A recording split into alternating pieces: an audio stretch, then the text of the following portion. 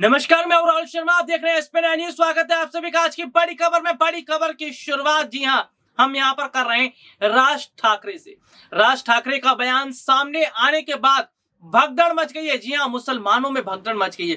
राज ठाकरे ने जो अल्टीमेटम दिया है और राज ठाकरे ने देखिए नया बयान ये भी दे दिया कि 3 मई के बाद तैयार रहे हिंदू, यानी कि पूरे देश के हिंदुओं को एक करने का काम राज ठाकरे कर रहे हैं। और सीधे उन्होंने कहा कि वो अयोध्या भी जाएंगे, यानी कि अयोध्या में दर्शन भगवान श्री राम के करेंगे। उसके बाद राज ठाकरे क्या कदम उठाने वाले, इस पर अब बहुत बड़े हद तक बवाल मच रहा है। जी हां, राज ठाकरे का अगला कदम क्या होगा, इससे ना सिर्फ हिंदुओं में बेचैनी बढ़ रही है बल्कि मुसलमानों में भी बेचैनी बढ़ती नजर आ रही। कहीं ऐसा तो नहीं कि राज ठाकरे कुछ ऐसा कर बैठे देश में बवाल मच जाए। देखिए, राज ठाकरे का बयान सुनकर इस वक्त सबसे ज्यादा दहशत में मुस्लिम दिखते नजर आ रहे हैं, ऐसा मुसलमानों की तरफ से कहा जा रहा है। मुसलमानों की तरफ से कई प्रतिक्रियाएं सामने आई। जी हां, मुस्लिम लोगों की तरफ से, जो अल्पसंख्यक समाज के लोग हैं, उनकी तरफ से प्रतिक्रिया सामने आई, जिसमें वो साफ तौर पर कह रहे हैं कि जो बयान दिया है राज ठाकरे ने, यह बयान उन्हें नहीं देना चाहिए क्योंकि उन्होंने सीधे तौर पर एक खास धर्म को छेड़ने की कोशिश की। दरअसल हम देख रहे हैं कि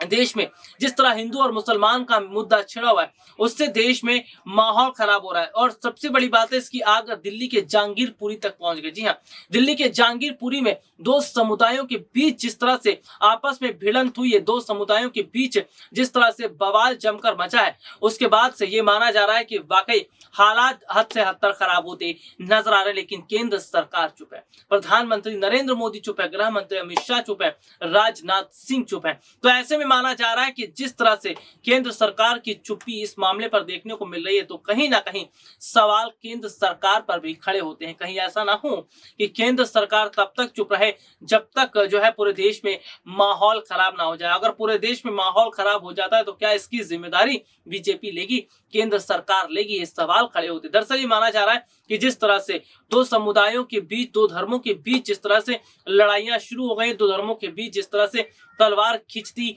नजर आ रही है, ऐसे में कहीं ना कहीं माहौल जो है वो बहुत बड़े हद तक बदल रहा है, माहौल बहुत बड़े हद तक खराब होता नजर आ रहा है। लेकिन कहीं ना कहीं ये माना जा रहा है कि आने वाले वक्त में चीजें बहुत ज्यादा खराब हो सकती है। आने वाले वक्त में हालात जिस तरह से खराब हो रहे हैं, इसका जो जिम्मेदार है वो एक इन नेताओं को ही माना जाएगा, इन नेताओं की बयानबाजी को ही माना जाएगा। क्योंकि देखिए, राज ठाकरे ने तो कह दिया कि मस्जिदों से लाउड स्पीकर हटाया जाए और 3 मई की डेट उन्होंने फिक्स कर दिए। और ये भी कह दिया कि 3 मई के बाद हिंदू तैयार रहें, यानी कि 3 मई के बाद हिंदुओं को तैयार रहने के लिए कहा गया है। और 3 मई के बाद क्या उठाना जा रहे हैं कदम राज ठाकरे, ये बहुत बड़ी बात रहेगी। यानी कि देश में इस वक्त माहौल बहुत ज्यादा गरमाया हुआ, देश में माहौल इस वक्त बिल्कुल भी ठीक नहीं है। और अपने दर्शकों को हम बता दें कि हाल ही में प्रधानमंत्री नरेंद्र मोदी के साथ यहाँ बोरिस जॉनसन, बोरिस जॉनसन जो है वो नजर आएंगे। देखिए, बोरिस जॉनसन काफी वक्त के बाद भारत आए हैं, ये पहला शायद उनका दौरा बताया जा रहा है और शुरुआत गुजरात से होगी। तो कहीं ना कहीं एक तरफ जहां बाहर के विदेशी मेहमान हमारे देश में आ रहे हैं और देश में इस तरह के हालात, ये बहुत बड़े हालात जो है वो खराब होते नजर आएंगे। क्योंकि देखिए, अगर हम बात कर लेते हैं जिस तरह से ट्रंप और उनके परिवार आए हुए थे और उसके बाद दिल्ली में जिस तरह से दंगा हो रहा था, ये बहुत हैरान करने वाली बात थी।